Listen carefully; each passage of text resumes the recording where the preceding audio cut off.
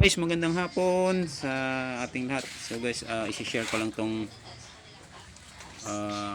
rep kasi ito ng pamangkin ko. So, ang naging cause kasi nito guys, nung nag-brown out nung madaling araw, nung nakaraang Merkulis yata ng madaling araw yan. So ito guys, nagpatulong ako kay Master Dominic. Oo, kasi parang nahirapan ako sa trouble. So yan, kumakain siya ng Dunkin Donut. Oh, sarap ah. Joke lang. So ito guys, oh. So nagpatulong ako sa kanya kasi hindi gumagana talaga yung compressor niya. Nagpalit na rin ako ng ano niya, yung thermostat. So wala pa rin, pero actually talaga sira din talaga dahil naputol na siya. So tama naman yung pinalitan. Yun nga lang, hindi pa rin gumana. So kasi guys, ito ina-isolate namin ulit yung board niya. Ito yung may problema, o tinamaan ng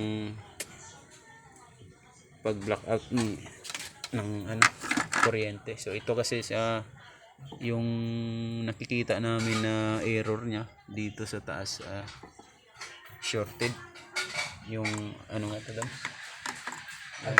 IPM niya. Sira na yung IPM niya. So binasi kasi namin dito sa blink na nakikita namin.